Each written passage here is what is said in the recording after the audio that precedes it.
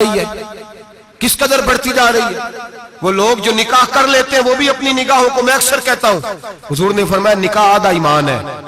جس نے نکاح کر لیا اس کا ایمان مکمل ہو گیا. تو جو نکاح کے بعد بھی باز نہ آیا, میں اس کو بے ایمان نہیں کہتا, لیکن نبی پاک نے فرمایا جو نکاح کر لے اس کا ایمان, بولیے ایمان محفوظ ہو گیا, اس کا ایمان, سارے بولیے ایمان.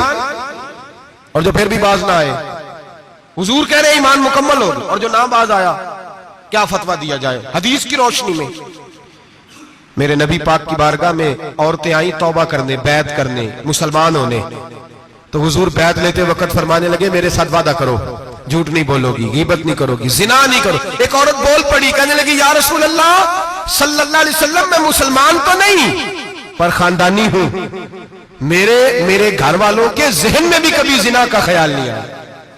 ہم تو اسے خاندانوں کے وقار کے خلاف سمجھتے ہیں. روز بری نظر سے کسی کو دیکھنا اور کسی کے بارے میں غلط باتیں, ناراض نہ ہونا.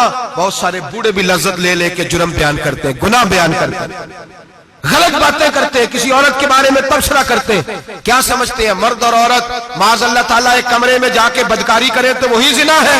میری طرف دیکھیے اور جھانک کر کے سنیے کیا عرض کر رہا ہوں, ادھر دیکھیں میری طرف. نبی پاک صلی اللہ علیہ وسلم نے فرمایا زنا زبان کا بھی ہوتا ہے, زنا کان کا بھی ہوتا ہے, زنا آنکھ کا بھی ہوتا ہے. حضور کس طرح؟ فرمایا جس نے گند دیکھا اس نے آنکھ کا زنا کیا, جس نے لذت لے کے سنا چپ نہیں کرایا, پوری بات سنی, وہ بھی زانی ہے. اور جس نے گندی بات بولی وہ منہ کا زانی ہے, جس نے گند سوچا وہ دماغ کا زانی ہے. اور زانی کو سب سے پہلی سزا اللہ یہ دیتا ہے کہ سجدے کی لذت چھین لیتا ہے, عبادت کا سرور چھین لیتا ہے, اس کا نماز میں دل نہیں لگتا. قرآن میں سب سے پہلی سزا اسے اللہ اپنے دروازے سے دور کر دیتا ہے. بھائیو آج ہمارے سجدے بے کیف ہیں, آج لوگ غلط جگہ پہ گھنٹوں بیٹھے رہتے ہیں. مسجدوں میں لوگوں کے دلوں کو گھبراہٹ ہوتی ہے, لوگ بھاگتے ہیں. میرے نبی پاک نے فرمایا تو نظر کو پاک کر لے, اللہ تیری عبادت میں لذت پیدا فرما دے گا. میرے بھائی یاد رکھ لیں اور سن لیں, سب سے کمزور آدمی وہ ہے جس کا ذہن پاک نہیں. سب سے کمزور آدمی وہ ہے جو کردار کا غلط ہے. ایک بات میں نے پڑھی, آپ یقین کریں میرا دل کرے کہ میں آگ لگا دوں اس عنوان کو جس پہ گندگی لکھی جاتی ہے, ان اخباروں کو, ان چیزوں کو جس پہ گند لوگوں کے دلوں میں. وہ انڈیا کی ایک وزیر اعظم عورت گزری تو کسی نے اس سے کہا کہ پاکستان نے تو تمہیں شکست دی ہے, تم جیت نہیں سکے, بڑا ملک ہو کے. کہنے لگی کوئی بات نہیں, تھوڑا وقت ٹھہر جاؤ, ہم ان پر تہذیبی یلغار کریں گے, ان کے گھروں میں ننگا ناچ کریں گے, یہ گندی تصویریں دیکھیں گے, یہ گند میں الجھ جائیں گے. اور جو قوم گند میں الجھ جایا کرتی ہے وہ پھر کسی سے لڑنے کی طاقت نہیں رکھتی, اس کے اندر ڈٹ جانے کی ہمت نہیں ہوتی, اس کی غیرت کے جنازے نکل جاتے. دل کرتا ہے جل جائے وہ جل جائے جہاں سے برائی پھیلتی, تباہ ہو جائے وہ علاقے جہاں سے گند ہوتا ہے. لوگ گند کی کمائی کھاتے ہیں, گند کی. ایکٹروں کے ساتھ کھڑے ہو کے فوٹویں کھچاتے ہیں اور گناہ پہ فخر کرتے ہیں. اور گندے لوگ کہتے ہیں اللہ کا فضل ہے ہم گند پھیلا رہے ہیں, ثم معاذ اللہ. لوگ گناہ پہ فخر کرتے ہیں چوکوں چوراہوں میں. محمد بن قاسم آئے ہندوستان پہ راجہ دہر کے مقابلے میں, نوجوان میری طرف دیکھیں اور صحیح ہو کے بیٹھے, خاصے صحیح ہو کے بیٹھے, تقریر نہیں کر رہا, جذبات کا, میرے جذبات سنیں, دل کے پھپولے جل رہے ہیں سینے کے داغ سے. اللہ کی قسم روح کی گہرائی سے بات کر رہا ہوں, وہ بات کر رہا ہوں جو سینہ کہہ رہا ہے کہ پھٹ جائے اور کہنا نہ پڑے. قرآن و حدیث پڑھتے ہیں اور پھر اپنا حال دیکھتے ہیں تو لگتا یہ ہے کہ عذاب قریب آ گیا ہے, لگتا ہے زمین پھٹنے والی ہے, آسمان گرنے والا, لگتا ہے قریب آ گیا سارا کچھ. سمجھے کیا عرض کر, یہ بات اگر آپ سمجھ گئے تو قیمت وصول ہو گئی. اس کو سمجھ گئے تو سمجھ لیں آپ کے مزاج کے اندر اللہ نے تبدیلی پیدا کر دی. محمد بن قاسم 18 سال کا جوان, ایک عورت کی عزت پر راجہ دہر ہندو نے حملہ کیا, محمد بن قاسم بچانے آئے. جب ہندوستان آئے فوج تھوڑی تھی, علاقہ تھوڑا تھا, راجہ دہر کی فوج بہت زیادہ, اور پھر اپنا عرب چھوڑ کے یہاں آ کے ہندوستان میں اس کے علاقے میں اس پہ حملہ کرنا, حالات خراب تھے. محمد بن قاسم پریشان ہے. ایک بزرگ نے دیکھا, کہنے لگے پریشان کی ہو؟ کہنے لگا سوچتا ہوں علاقہ بھی اس کا, فوج بھی اس کی, میرے فوجیوں کو تو رستوں کا بھی نہیں پتا, کیسے جنگ کریں گے, کدھر سے آئیں گے, اور پھر ہمیں زبان بھی نہیں آتی, کیسے کام ہوگا, ڈر رہا ہوں. 2-4 دن گزرے تو محمد بن قاسم اشاش بشاش ہو گئے. وہ بزرگ کہنے لگے خیر ہے, बड़े मुतमईन हो गए हो, कहने लगे बस राजा दार हमसे मुकाबला नहीं कर सकता, राजा दार हमारे मुकाबले में खड़ा नहीं हो सकता। वो गिरा के गिरा, वो लड़खड़ाया के लड़खड़ाया, रेजा रेजा हो जाएगा। आपको कैसे खुशखबरी मिल गई? कहने लगे मुझे पता चला है कि राजा दाहर जहन का गंदा है, वो तो चचा की बेटी को नहीं छोड़ता, मामू की बेटी को नहीं छोड़ता, खाला की बेटी को गंदी नजर से देखता है। जिसका जहन गंदा होता है वो किसी का मुकाबला नहीं कर सकता, हमें फतह होगी, फतह, वो गिरेगा। वो बुजुर्ग कहते हैं मैं समझ गया कि वाकई से फतह होगी। आज कश्मीर क्यों आजाद नहीं हो रहा, फलस्तीन में आग क्यों लगी हुई है? मुसलमान जब तक जहन का गंदा है, कमजोर है, जब तक जहन का नापाक है, कमजोर है।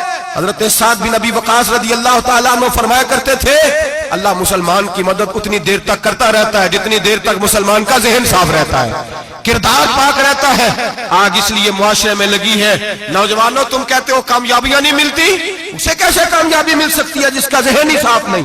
वो कैसे दुनिया की बाजी जीत सकता है जिसकी निगाह ही पाक नहीं? वो कैसे आगे बढ़ सकता है जिसके किरदार में पाकीज़गी नहीं? अपने आप को पाक कर लो, अल्लाह हर मुश्किल में तुम्हारी मदद फरमाएगा, हर रास्ते में तुम्हारी मदद फरमाएगा। और मैंने कहा जब आदमी नापाक होता है तो रब करीम उससे इबादत की लज्जत छीन लेता है। और अल्लाह की सबसे बड़ी सजा यह है कि किसी को सजदा ना लंबा करना दे। रब करीम सबसे ज्यादा उससे नाराज है जिसको कुरान पाक के खोलने की तौफीक ना हो। सबसे ज्यादा रब करीम उस शख्स से नाराज है जो अल्लाह की बारगाह में झुकने की लज्जत छोड़ जाए। मेरे नबी पाक सैयद आलम अलैहिस्सलाम के सहाबा लंबी इबादतें करते थे, लंबी। किसी ने कहा था रूम के बादशाह थे कि ये मुसलमान फातेह क्यों हो जाते हैं? तो उसने कहा मैंने मौला अली के जमाने में जासूसी कराई थी, पता किया था कि हर मैदान में कामयाब क्यों होते हैं। तो कहते मैंने देखा ये दिन के मुजाहिद होते हैं पर रात के आबिद होते हैं, सारी रात इबादतें करते हैं। फरमाया रात को जब अपने रब को राजी कर लेते हैं तो सवेरे खुदाई ताकतें इनके साथ हो जाती है। हम कहते हैं हमारी चालाकी से कामयाबी होगी, हम बड़े तेज हैं, हमारी हिकमत अमली से कामयाबी, सियासत से कामयाबी। जब तक अल्लाह तेरा साथ नहीं देता तू कदम नहीं उठा सकता। जब रब करीम तेरी मदद नहीं फरमाता तू अमीर घड़ों में गिर जाता, तू अपनी चालाकी के अंदर ही मर जाता है घुट के।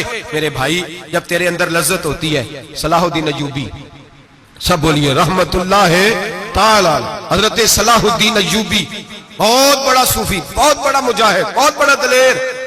लेकिन कमाल यह था कि मेरे गौसे आजम के मदरसे से तालीम पाई थी, इल्म, रूहानियत, तकवा, परहेजगारी शेख अब्दुल कादिर जिलानी के इदारे से सीखा था। सलेबी जंगें हो रही थी, ईसाइयों के साथ लड़ाई हो रही थी।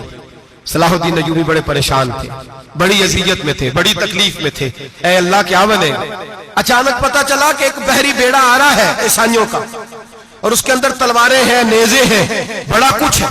सलाहुद्दीन अय्यूबी परेशान हो गए, कहने लगे पहले ही मुसलमानों के पास असला कम था, पहले ही परेशानी थी, अब और आ रहा है सामान, कैसे काम चले? परेशान हुए,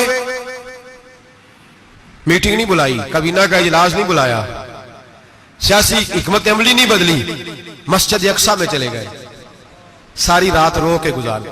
ऐ अल्लाह मैं अपने लिए नहीं आया, तेरे रसूल के दीन के लिए आया।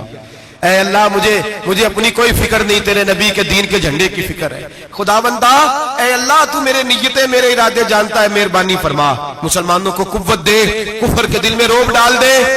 सवेरे सलाहुद्दीन अय्यूबी उठे, मस्जिद से बाहर निकले, एक नेक पारसा सूफी बुजुर्ग से सामना हुआ। सलाहुद्दीन अय्यूबी कहने लगे हुजूर दुआ करना, दुश्मन का बहरी बेड़ा आ रहा असला लेके, मेहरबानी करो, दुआ करो, बहरी बेड़ा आ रहा है, मुसलमानों को अल्लाह कामयाबी दे दे। बाबा जी कहने लगे अल्लाह अकबर, वो तो बेड़ा गर्क हो गया है, वो तो बेड़ा गर्क हो गया है, वो तो डूब गया है। अल्लाह अकबर, वो तो डूब गया है। अल्लाह अकबर, वो तो तबाह हो गया। अल्लाह अकबर, वो तो नेस्तो नाबूद हो गया। अल्लाह अकबर, वो तो खत्म हो गया। सलाहुद्दीन अय्यूबी कहने लगे बाबा कुछ मुझे भी बता दे, कहां डूब गया है, कहां गर्क हो गया है, कहां तबाह हो गया है। तो बाबे ने पलट के देखा, आने लगा दादा बोला ना बन, सारी रात मस्जिद में आंसू बहाता रहा है, सारी रात तू रोता रहा है, सारी रात तू रब को मनाता रहा है। वो दुश्मन का बहरी बेड़ा तेरे आंसुओं में गर्क हो गया है, वो तेरे आंसुओं में डूब गया है, रब करीम ने तबाह कर दिया है। फरमाया तू नेक है, तेरी सोच साफ है, तो अल्लाह ने तेरी मदद करने का फैसला फरमाया है। तेरे आंसुओं में डूब गया। ओ भाई हमें दुआ की लज्जत नहीं रही, कसम अल्लाह की, دعا کی لذت نہیں رہی، ہم سجدوں میں روتے نہیں، ہمارا وہ کیف بک چھین کے لے گیا ہے، مائیں بیٹیوں کے لیے